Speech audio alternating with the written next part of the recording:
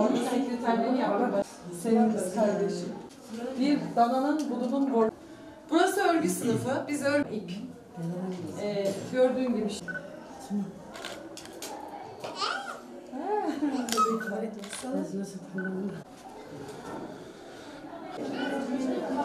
Ne? Defterine bak, defterine. Beraber neymiş? Al. Le. Tabii aile destek merkezleri bizim için önemli merkezler. Özellikle bizim geri kalmış bölgelerde, bizim Ağrı gibi illerde aile destek merkezlerinin çok önemli bir pozisyonu var. Ekonomik özgürlüğün yanı sıra kadınların sosyalleşmesi, evden çıkması, evde ürettiklerinin toplumsal bir üretim haline getirmesi, birlikte hareket etmeleri, bir birlikteliği, bir kooperatifçilik olarak düşünün. Burada üretilen bütün ürünler onların el emeği, göz nuru. Dolayısıyla aile destek merkezlerindeki kadınlar hem birbirleriyle haşır neşir oluyorlar, hem birbirlerini tanıyorlar, hem sosyal topluma adapte oluyorlar, dünyayı öğreniyorlar, toplumu öğreniyorlar. Onun dışında evde ürettiklerini topluca üretmeye başlıyorlar. Birbirlerinden de model alıyorlar, destek alıyorlar, örnek alıyorlar. Daha çok para kazanmanın keyfini yaşıyorlar. Dolayısıyla kazandıkları paralarla ekonomik özgürlüklerini kazanıyorlar. Gelinlerine, kızlarına, çocuklarına, babalarına, eşlerine, kardeşlerinden para istememe noktasına geliyorlar. İnşallah bu aile merkezlerinin sayısını arttıracağız. Daha da modern hale getireceğiz. Daha da çok imkan sunacağız. Belki de bunlar ürettikleri ürünleri büyük şehirlerde sergileyeceğiz. Fuarlarda sergileyeceğiz. Satış konusunda bunlara yardımcı olacağız. Ürün konusunda bunlara yardımcı olacağız. Onların ürettikleri ürünleri pazarlama noktasında da belediye olarak elimizden geleni yapacağız, katkı sağlayacağız.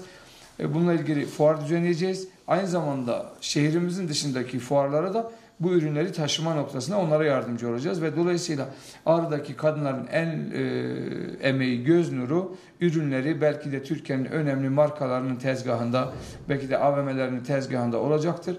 Bu da buradaki kadınlara hem ekonomik anlamda büyük bir katkı sağlayacaktır, hem de sosyalleşme anlamında büyük bir katkı yapacaktır.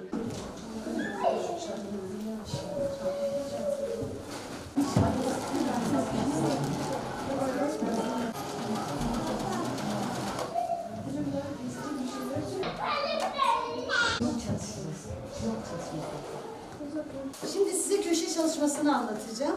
Köşe çalışması yaptığımız zaman ovarlok olan kenarlar ovarloklu ise köşe çalışmasında düz çalışıyorsunuz. Ütü işlemi çok önemli bir işlemdir. Kurslarımızda giyim üretim teknolojisi, el sanatları, çocuk gelişimi, okuma yazma kurslarımız mevcuttur. Bu kurslarımızdan şu ana kadar yaklaşık 350'ye yakın bayanımız eğitim almaktadır. Sendeyiz. Buyurun. Buradaki amacımız ev hanımlarımıza ev işleri yanı sıra el işlerinde de onların yeteneklerini keşfedebilmek, bu alanda onları eğitebilmek, eğitildikleri dallarda ekonomik olarak da ailelerine katkı sağlamak. Kağıdına baksın. Bir tane. Bir sayısını bir olan çiğe. Aferin. Aferin. Şimdi ikiye geçiyoruz çocuklar. Aferin. Evet. Evet, çok mutluyum. Çok güzel bir yer, çok güzel bir ortam. Arkadaşlar olsun, öğretmen arkadaşlarımız olsun. Hepsine çok teşekkür ederiz. Çöpe atılacak malzemeler yok bizde. Hepsini getiriyoruz, burada değerlendiriyoruz. Perde olsun, pantolon olsun, hepsini getirip burada değerlendiriyoruz. Bir şeyler yapıyoruz. Çoğu şeyler burada geldik, öğrendik. Makineye, özellikle makineyi öğrendim. Şöyle arka bedenimiz tamam. Kestik arka bedenimizi. Ön bedenimizi de yerleştiriyoruz şu şekilde. Aplikelerin güzel olmuş. Yapmışsın aplikeli. Kumaşın tersini kullanarak ne yaptık? Aplikeyle de süsleme yaptık. Tamam. Sonra askılarını yerleştiriyoruz. Tamam mı? Ve elbisemiz bu şekilde bitmiş olur. Birleştir. Şu şekilde. Ön ve arka.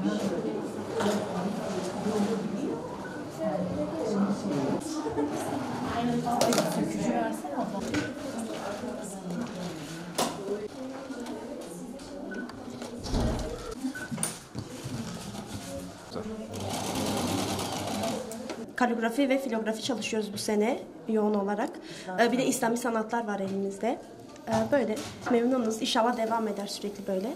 Sergilerimiz oluyor tabii bunlar için. Hani halkımızın hani iyice görüp şey olması için büyük sergilerimiz oluyor. Hani yapıyoruz yani bize faydamız oluyor. Satışlarımız oluyor aynı zamanda. Hani bize de kazancı oluyor.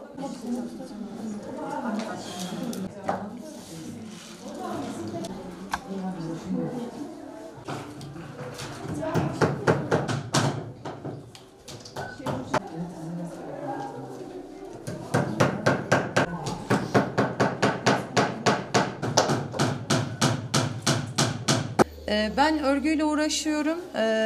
Örgünün her çeşitini geriye dönüşüm olarak öğrencilerimizle değerlendirmek için öğretiyoruz. Ayrıca keçe işi de yapıyoruz. Evlere aksesuar olsun, hediyelik eşyalar olsun. Bunları yaptırmaya çalışıyorum ben.